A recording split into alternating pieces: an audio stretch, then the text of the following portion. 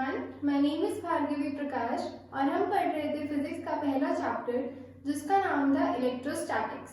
Electrostatics में कल हमने पढ़ा था कूलम्स लॉ, जो क्या कहता है कि अगर हमारे पास दो पॉइंट चार्जेस हैं और हमने उन्हें कुछ डिस्टेंस की दूरी पे रखा है तो हमारे पास क्या रिलेशनशिप निकल के आता है कि जो फोर्स है उन दोनों के बीच में वो क्या है, वो डायरेक्टली प्रोपोर्शनल है to the product of the two charges and inversely proportional to the square of the distance between them। तो ये पढ़ा था कल हमने कूलम्स लॉ, और Q1 Q2 हमारे क्या थे, पॉइंट चार्जेस थे, और R क्या था, डिस्टेंस था बिटवीन द टू चार्जेस। कल हमने किया था एक सिंपल सा न्यूमेरिकल। आज हम फिर से अपनी क्लास कहाँ से शुरू करेंगे, न्यूमेरिकल से शुरू करेंगे। तो हमें यहाँ क्या गिवन है, सबसे पहले मैंने आपको कल बताया था हम सबसे पहले क्या लिखेंगे, हमें क्या दिया हुआ है यानी कि क्या गिवन है हमारे पास और हमें क्या निकालना है, और उसके बाद हम क्या करेंगे, उसका सॉल्यूशन करेंगे। तो हमारे पास न्यूमेरिकल क्या है, two balloons with charges of 3.37 microcoulomb and -8.21 microcoulomb attract each other with a force of 0.0626 Newton. Determine the separation distance between the two balloons। तो हमें यहाँ क्या दिया हुआ है, चार्ज दिया हुआ है, कितना दिया हुआ है, 3.37 दिया हुआ है और -8.21 दिया हुआ है। पहले ये लिख लेते हैं, Q1 कितना है हमारे पास, प्लस 3.37 माइक्रोकूलम। कल मैंने आपको सिंपल सी वो करवाई थी कन्वर्जन। एक कूलम में क्या होता है, 10⁻⁶ माइक्रोकूलम होते हैं, और एक कूलम में क्या होता है 10⁻⁹ माइक्रोकूलम होते हैं। तो ये वाली यूनिट हमारे पास यहाँ दी हुई है, हम इसे किस में कन्वर्ट कर लेंगे, कूलम में कन्वर्ट कर लेंगे। तो ये कितना आ जाएगा, 3.37 × 10⁻⁻⁶ कूलम। ये कन्वर्जन मैंने आपको कल भी कराई थी। क्या करेंगे, ये 3.37 हम यहाँ पर लिख देंगे, ये नीचे चला जाएगा, ये क्या बन जाएगा 1/10⁻⁶, और यहाँ पर हमें क्या दिया हुआ है 3.37। तो सॉरी बता देती हूँ मैं आपको ये कैसे किया हमने। क्या था हमारे पास, 1 कूलम में क्या था 10⁻⁶ माइक्रोकूलम। तो 10⁻⁶ माइक्रोकूलम में क्या है, एक कूलम है, तो एक माइक्रोकूलम में क्या होगा 1/10⁻⁶ कूलम होगा, और हमें कितना निकालना है 3.37। तो ये कितना आ जाएगा 1/10⁻⁶ × 3.37 कूलम। तो ये ऊपर जाएगा तो क्या बन जाएगा 10⁻⁻⁶। तो ये आ गई हमारे पास चार्ज की वैल्यू, ये हमारे पास क्या है Q1। सिमिलरली हम क्या निकाल लेंगे, Q2 निकाल लेंगे। ये क्या बनेगा -8.21 × 10⁻⁻⁶ कूलम। और हमें क्या दिया हुआ है कि क्या कर रहे हैं, अट्रैक्ट कर रहे हैं एक दूसरे को, किससे, फोर्स से। कितनी फोर्स से, 0.0626 न्यूटन। तो हमारे पास और क्या दिया हुआ है, हमें फोर्स दी हुई है 0.0626 न्यूटन की। अब हमें निकालना क्या है, determine the separation distance between the two balloons. Separation distance हमारा क्या होता है, R होता है। तो हमें क्या निकालना है, यहाँ पर R निकालना है। अब ये जो हमारा क्वेश्चन है, अगर आप सिंपली मैग्नीट्यूड लेकर चले, यानी कि अगर मैं यहाँ मोड लगा दूं तो हम क्या करते थे, सिर्फ मैग्नीट्यूड लेकर चलते थे, किसमें, जब हमें क्या करने होते थे, न्यूमेरिकल करने होते थे। तो अगर आप सिर्फ मैग्नीट्यूड लेकर चलें तो हम ये जो माइनस साइन है ये भी इग्नोर कर देंगे और इसको सिंपली क्या कर लेंगे, सॉल्व कर लेंगे। आइए पहले हम बिना साइन के इस न्यूमेरिकल को क्या करते हैं, सॉल्व करते हैं।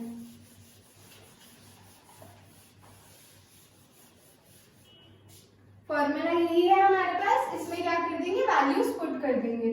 फोर्स हमारे पास कितनी दी हुई है 0.0626, के की वैल्यू होती है हमारे पास 9 × 10⁻⁹। कल मैंने कराई थी आपको। Q1 हमारे पास है 3.37, इनटू में आ जाएगा 8.21, और ये जो हमारे पास 10⁻⁻�6 है इसका हम सीधा क्या कर देंगे, स्क्वायर कर देंगे, क्योंकि ये हमारे पास क्या आएगा, 2 बार आएगा।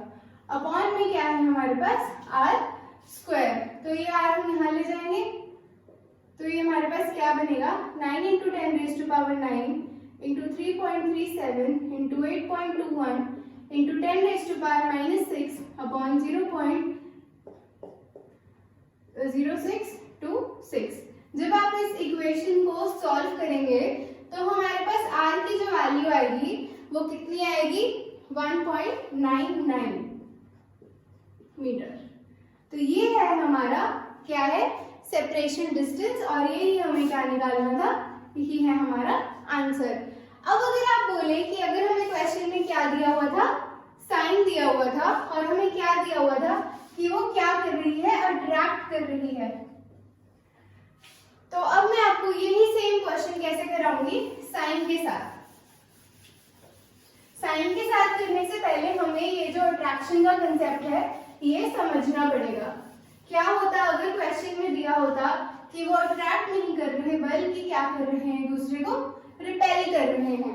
पहले हम समझते हैं अट्रैक्शन का कंसेप्ट, उसके बाद हम समझेंगे रिपल्शन का कंसेप्ट। अब मैंने आपको बताया था लाइक चार्जेस क्या करते हैं, रिपेल करते हैं, और अनलाइक चार्जेस क्या करते हैं, अट्रैक्ट। मतलब कि अगर एक चार्ज हमारे पास क्या है पॉजिटिव और दूसरा चार्ज क्या है नेगेटिव, तो ये क्या करेंगे एक दूसरे को अट्रैक्ट करेंगे। और अगर हमारे पास पॉजिटिव पॉजिटिव है या फिर नेगेटिव नेगेटिव है तो ये क्या करेंगे एक दूसरे को रिपेल करेंगे। तो अगर हम इन्हीं साइंस को यूज करके सिंपली फोर्स निकालने की कोशिश करें तो फोर्स का फॉर्मूला क्या है Q1 Q2 upon r square.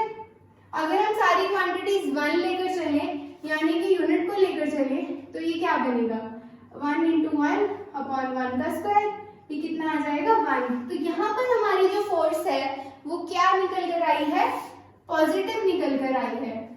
यानी कि जब दोनों चार्ज क्या कर रहे हैं, रिपेल कर रहे हैं, तो जो हमारी फोर्स आएगी वो कैसी आएगी, पॉजिटिव आएगी। अगर हम अट्रैक्शन में इसी को यूज करें तो हमारे पास क्या है Q1 Q2 upon r square. कल जैसे मैंने आपको यूनिट वाला कराया था सेम वही है। अब +1 है इंटू -1 है अपॉन 1 का स्क्वायर है, तो ये निकल के क्या आएगा -1। अब ये हमारे पास जो टर्म निकल कर आया ये क्या है, नेगेटिव है। यानी कि जब चार्जेस का साइन क्या वो अलग हो और वो क्या कर रहे हो, अट्रैक्ट कर रहे हो, तो जो फोर्स आती है वो कैसी आती है, हमारे पास नेगेटिव आती है। तो ये अट्रैक्शन वाला कंसेप्ट लेकर हम इसी न्यूमेरिकल को कैसे सॉल्व करेंगे, साइन के साथ सॉल्व करेंगे। क्या दिया हुआ था हमारे पास, Q1 था हमारा 3.37 into 10 raise to power -6 coulomb. Q2 हमारे पास था -8.21 into 10 raise to power -6 coulomb. और फोर्स हमारे पास कैसी थी, अट्रैक्टिव थी। और अट्रैक्टिव फोर्स क्या होती है, हमेशा नेगेटिव होती है। तो ये जो हमारे पास दी थी हम इसके साथ ही साइन लगा देंगे नेगेटिव का, और ये बनेगा 0.0626 न्यूटन। अब हम क्या कर रहे हैं, इसी सेम को मैंने आपको पहले कैसे कराया, बिना साइन यूज करे, हमने सिर्फ क्या यूज किया, पॉजिटिव को लिया, हमने साइन क्या कर दिया, ड्रॉप कर दिया या इग्नोर कर दिया। अब अगर आप बोले कि मुझे तो साइन लगा के सॉल्व करना है, इसलिए मैं आपको कैसे करा रही हूँ, साइन लगा के।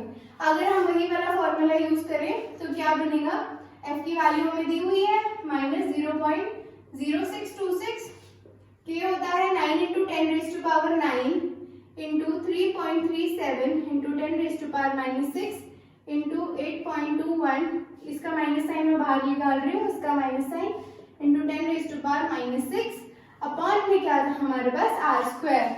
निकालना हमें क्या था, आर स्क्वायर, यानी कि distance between the two balloons. अब ये जो नेगेटिव साइन था इस नेगेटिव साइन के साथ क्या हो जाएगा, कैंसिल हो जाएगा, और आर की वैल्यू आपके पास निकल कर फिर से वही आएगी 1.99। तो क्या हुआ, अगर हम मैग्नीट्यूड कंसिडर करें और साइन ना कंसिडर करें तो भी आंसर यही आने वाला है, और अगर आप साइन लें तो भी आंसर यही आने वाला है। आंसर में कोई भी डिफरेंस नहीं आएगा, बट इजी तरीका यही होता है कि आप साइन को क्या कर दे, ड्रॉप कर दे, और सिंपली जो आपको निकालना है वो निकाल लें। अब आज भी हम क्या करेंगे, कूलम लॉ को ही पढ़ेंगे, लेकिन किस में पढ़ेंगे, वेक्टर फॉर्म में पढ़ेंगे। अब आप बोलेंगे अगर हमने सिंपल पढ़ ही लिया तो वेक्टर फॉर्म में पढ़ने की क्या जरूरत पड़ गई। और उस दिन मैंने आपको बताया था स्केलर और वेक्टर में क्या फर्क होता है। स्केलर क्या होता है, जिस क्वांटिटी में सिर्फ मैग्नीट्यूड होता है, लेकिन जो हमारा वेक्टर होता है उसमें क्या होता है, मैग्नीट्यूड के साथ साथ हमारे पास डायरेक्शन का भी रोल आ जाता है। तो हमने कूलम लॉ पे क्या कहता है कि जो फोर्स है दो बॉडीज के बीच वो क्या है, डायरेक्टली प्रोपोर्शनल है to the product of the two charges and inversely proportional to the square of the distance between the 2 point charges। यही पढ़ा था कल हमने। अब हम क्या कह रहे हैं, हमें क्या पढ़ना है, इसका वेक्टर फॉर्म। वेक्टर पढ़ते ही आपके माइंड में क्या वर्ड आना चाहिए, डायरेक्शन। अभी तक हमने जो न्यूमेरिकल अभी जैसे हमने सॉल्व किया वहां मैंने आपको कहीं डायरेक्शन की बात तो नहीं की थी। मैंने नहीं कहा कि चार्ज उधर जा रहा है या इधर जा रहा है या ऊपर जा रहा है या नीचे जा रहा है, ऐसी कोई बात अब तक हमने न्यूमेरिकल में नहीं की थी। लेकिन अब हम क्या करेंगे, वेक्टर फॉर्म को स्टडी करेंगे। और वो क्यों करेंगे, जो हमारी ये फोर्स है ये क्या है, एक वेक्टर क्वांटिटी। और एक वेक्टर क्वांटिटी को पढ़ने के लिए बहुत जरूरी होता है कि हमें पता लगे कि उसकी डायरेक्शन क्या है। जो हमारे चार्जेस हैं ये तो थे हमारे स्केलर क्वांटिटी, लेकिन जो हमने डिराइव किया यानी कि जो फोर्स हमने निकाली है वो क्या है, एक वेक्टर क्वांटिटी है। तो वेक्टर क्वांटिटी है तो इसमें कुछ बहुत मुश्किल नहीं करना है। हम सिर्फ क्या करेंगे, फोर्स के ऊपर हमने लगा दिया एक वेक्टर का सिंबल, और ये जो हमारा था ये क्या बन जाएगा, KQ1 Q2 upon r square into में आर कैप। जहां पे भी आप वेक्टर का साइन लगाएं वहां पे ये कैप का जो हमारा एंड में क्या आ जाता है, कैप के साथ फंक्शन आ जाता है, जिसे हम क्या बोलते हैं, यूनिट वेक्टर। ये तो आप याद रख लो कि फिजिक्स में कहीं भी वेक्टर यूज होगा तो एंड में कैप की टर्म जरूर आएगी, यानी कि फोर्स का वेक्टर फॉर्म है तो आर कैप जरूरी आएगा। अभी आर कैप की वैल्यू है क्या, जो यूनिट वेक्टर होता है वो कुछ बहुत बड़ी बात नहीं होती है, सिंपली जो वेक्टर है अपॉन इट्स मैग्नीट्यूड।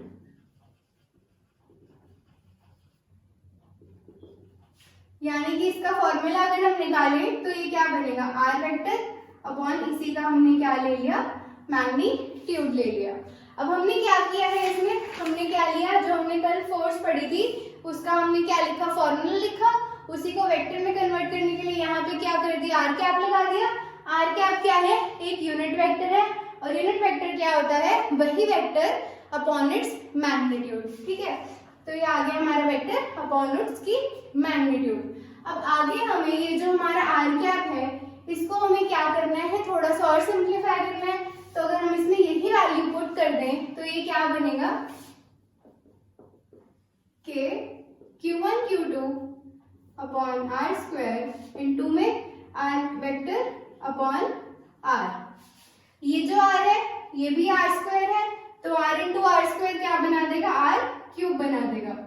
तो ये क्या बन के आ गया हमारे पास, के Q1 Q2 अपॉन में आर क्यूब इंटू में आर कैप। ये हमारे पास क्या आ गई है, फोर्स आ गई है, किस फॉर्म में आ गई है, वेक्टर फॉर्म में आ गई है। अब वेक्टर फॉर्म में हम पढ़ रहे हैं तो हमें क्या पता होनी चाहिए, उसकी डायरेक्शन पता होनी चाहिए, और क्या पता होना चाहिए, उसका पोजीशन पता होनी चाहिए। ये है हमारा एक्स एक्सिस, ये है हमारा वाई एक्सिस। अगर आप सिंपली सोचें कि अगर ये बोर्ड है अगर मेरे पास, ठीक है, तो अगर मेरे पास यहाँ पे कोई चार्ज पड़ा है तो हम इसकी पोजीशन कैसे निकालेंगे। अगर ये हमारा ओरिजिन है तो हम इसको इससे जोड़ देंगे और इसका हमें क्या मिल जाएगा, पोजीशन वेक्टर मिल जाएगा। तो हम वही करेंगे, हमने लिया एक चार्ज Q1 और एक चार्ज हमने ले लिया Q2। अगर मैं इन्हें ओरिजिन से मिला दूं, ये हमारा ओरिजिन है और मैंने इसे भी मिला दिया, ये मेरा बनेगा R1 और ये बनेगा R2। जहां r1 और r2 क्या है, हमारे पोजीशन वेक्टर हैं। पोजीशन वेक्टर क्या है, कुछ नहीं है, ये हमें सिर्फ पोजीशन बता रहे हैं कि Q1 चार्ज कहां पर है और हमारा Q2 चार्ज कहां पर है। अब न्यूटन लॉ क्या कहता है, यार फिजिक्स में सबसे ज्यादा काम तो न्यूटन अंकल ने किया था, तो न्यूटन का लॉ तो हम कभी भूल नहीं सकते। अब वो भी न्यूटन का कौन सा लॉ, थर्ड लॉ। ये क्या कहता है, every action has an equal and opposite reaction. क्या कहता है, इक्वल एंड ऑपोजिट रिएक्शन। यानी कि अब मैं यार, तुम लोग किसी को राह चलते थप्पड़ मारोगे तो वो कुछ ना कुछ रिएक्ट तो करेगा तुम्हारे ऊपर। तो वही प्रिंसिपल क्या लगता है, फिजिक्स में लगता है। और ये किसने दिया था हमें, न्यूटन जी ने दिया था। क्या कहा कि every action has equal and opposite reaction. तो इसमें इक्वल क्या रहता है, मैग्नीट्यूड, और ऑपोजिट क्या हो जाता है, डायरेक्शन हो जाती है। अब अगर मैं इस बोर्ड को जोर से धक्का मारने की कोशिश करूं तो मैं क्या कर रही हूँ, इस पे फोर्स लगा रही हूँ, और ये उतनी ही इक्वल फोर्स मुझे लगा रहा है, लेकिन कैसे लगा रहा है, ऑपोजिट डायरेक्शन में लगा रहा है। तो ये न्यूटन अंकल के जो हमने लॉ पढ़ा, इसी को हम यूज करेंगे इसमें। अब मैंने आपको बताया था चार्ज क्या करते हैं, रिस्पॉन्ड करते हैं फोर्स को, और फोर्स को क्या करते हैं, एक्सर्ट करते हैं। हमने लेक्चर 1 में पढ़ा था। तो ये जो Q1 चार्ज है, इस पे कुछ फोर्स लगाएगा, और ये जो Q2 चार्ज है क्या करेगा, इस पे कुछ फोर्स लगाएगा। अब कितनी फोर्स लगाएगा, ये हमें क्या करना है, निकालना है।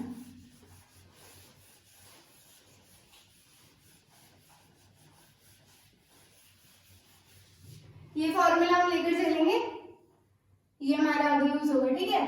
तो हम क्या निकाल रहे हैं, F12। F12 क्या है, फोर्स ऑन चार्ज 1 या Q1 ड्यू टू Q2। इसे याद रखने का फिर से सिंपल सा तरीका है, 1 पहले आ रहा है, मतलब 1 पे क्या लग रही है, फोर्स लग रही है। कौन लगा रहा है, 2 लगा रहा है। तो F12 is force on charge Q1 due to Q2। Force का फॉर्मूला वही रहेगा, F12 इज इक्वल टू, ये वाला लेकर चलेंगे, K as it is, K constant है, इसकी वैल्यू कितनी है, 9 × 10⁻⁹। Q1 है हमारा, Q2 भी है हमारा, अपॉन जो R का क्यूब है, इसे हम क्या लिख लेंगे, R12 का क्यूब इंटू R12 का वेक्टर। ठीक है, हमने कुछ नहीं किया, यहाँ पे हमारे पास 1 2 था, वही हमने लेकर यहाँ और यहाँ लिख दिया 1 2 1 2 1 2। सिंपल था, कोई प्रॉब्लम तो नहीं है इसमें। इसके बाद हम क्या निकालेंगे, इसकी वैल्यू निकालेंगे।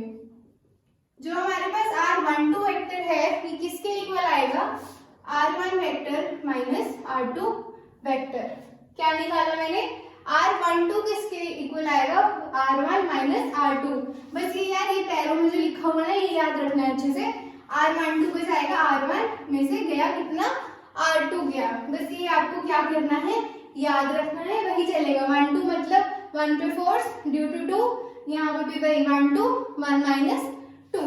वैसे ही हम R12 का क्या निकालेंगे, मैग्नीट्यूड निकाल लेंगे। तो ये कितना बन जाएगा, R1 माइनस R2 का होल क्यूब। तो ये हमने क्या निकाल लिया, जल्दी से हमने निकाली फोर्स। यहाँ पे हमारा वेक्टर का साइन लगाना मत भूलना, मेरे से भूला गया गलती से, ठीक है। तो हमारे पास क्या आ गई वैल्यूज, इसको नोट कर देते हैं। तो अब हमारी जो ये वैल्यूज आई हैं, हम इसमें किसमें पुट कर देंगे, इन दोनों को इसमें पुट कर देंगे। तो F12 हमारा कितना आ जाएगा, कि Q1 Q2 upon R1 minus R2 का होल क्यूब इंटू में क्या है हमारे पास, R1 माइनस R2, इनके क्या है, वेक्टर है। तो ये हमारे पास क्या आ गया है, हमारे पास क्या आ गया है, फोर्स आ गई है on charge 1 due to charge 2। ठीक है, अब हम सिमिलरली क्या करेंगे, इसने तो इस पे फोर्स लगा दी, लेकिन इस पर भी तो फोर्स लग रही है ना।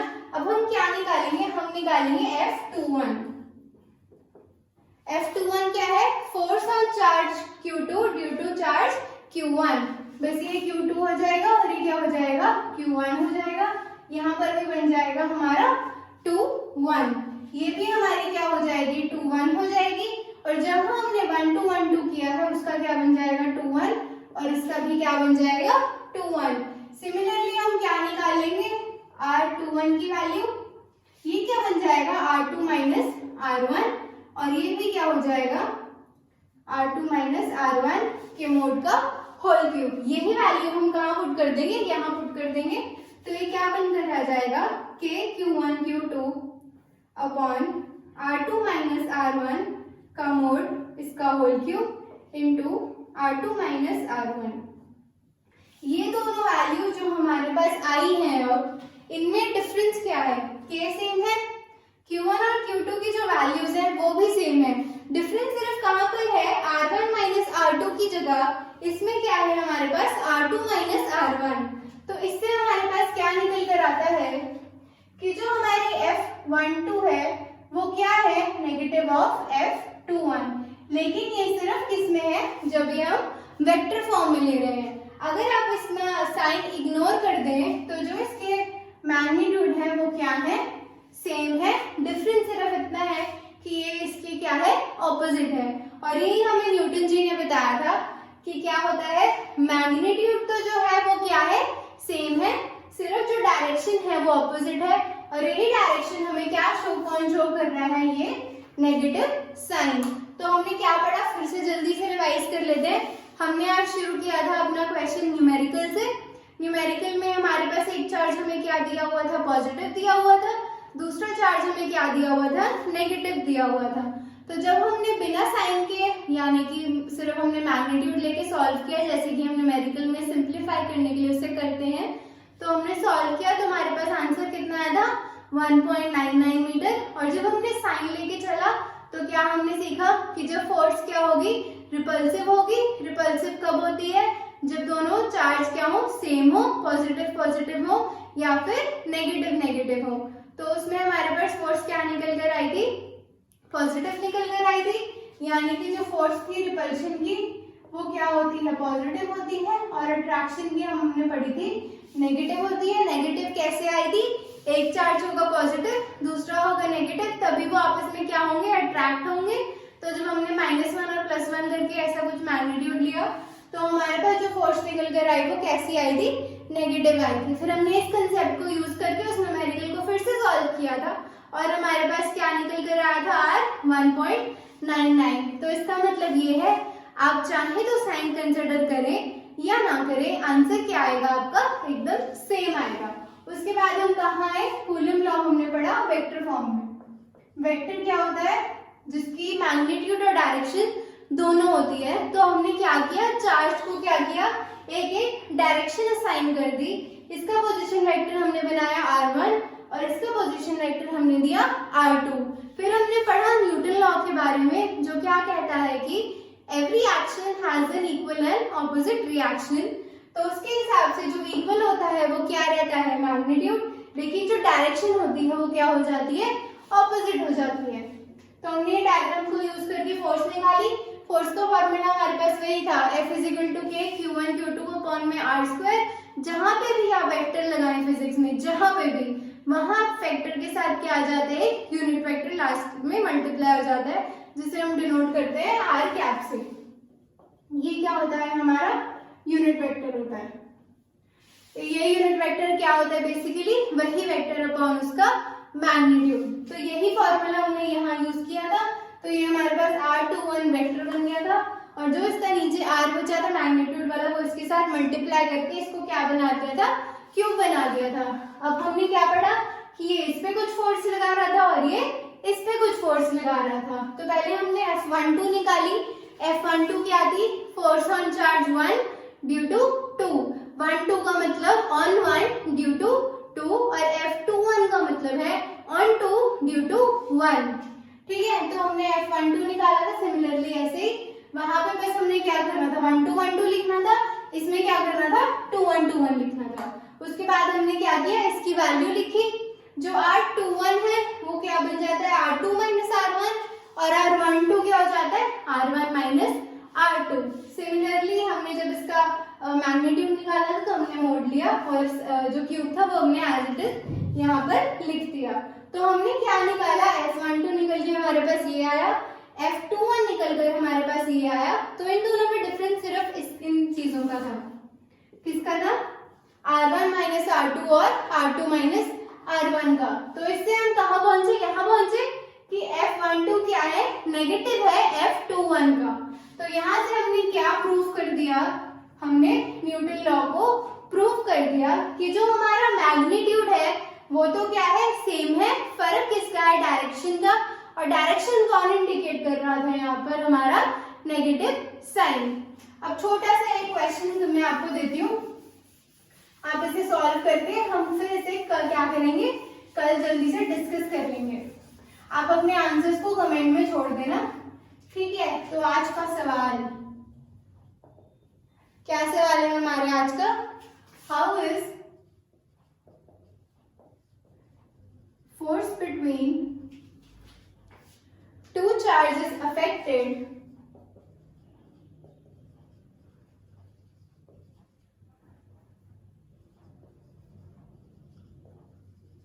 if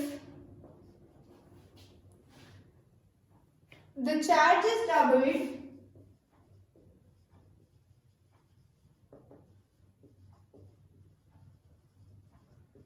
and the distance between them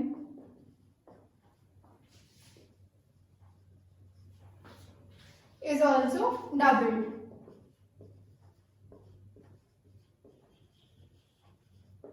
क्या क्वेश्चन है कि जो फोर्स है दो चार्जेस के बीच उस पे क्या असर पड़ेगा जब हम चार्ज को क्या कर रहे हैं? डबल कर रहे हैं। हमने क्या किया? दोनों चार्जेस की वैल्यू को डबल कर दिया और जो डिस्टेंस है उन दोनों के बीच में उसे भी हमने क्या कर दिया? डबल कर दिया। इसका जो आंसर है आप वो नीचे कमेंट कर देना और बाकी हम कल डिस्कस कर लेंगे कि ये कैसे सॉल्व होगा और इसका आंसर क्या आएगा। थैंक यू सो मच ये वीडियो देखने के लिए। चैनल को लाइक, शेयर और सब्सक्राइब जरूर कर देना। और अगर कोई डाउट है आपको इस पूरे वेक्टर फॉर्म में तो आप फिर से एक बार वीडियो देखना, आपको अच्छे से पूरा याद हो जाएगा। इसमें कुछ भी मुश्किल कंसेप्ट नहीं है और मैंने तो आपको याद करने की टिप्स भी बता दी है सारी, वही F12 F21 वाली, ताकि आप अच्छे से इसे लिख पाओ स्टेप बाय स्टेप। और मेरा आपके साथ यही एडवाइस है, एक बार आप वीडियो देखना, अच्छे से समझना, उसके बाद खुद देना वीडियो देखे इस पूरी डेरिवेशन को एक बार अपने हाथ से जरूर निकाल लेना, फिर आप कभी भी नहीं भूलोगे इस डेरिवेशन को। तो ये था हमारा आज का lecture coulomb law and vector form पे। थैंक यू सो मच ये वीडियो देखने के लिए।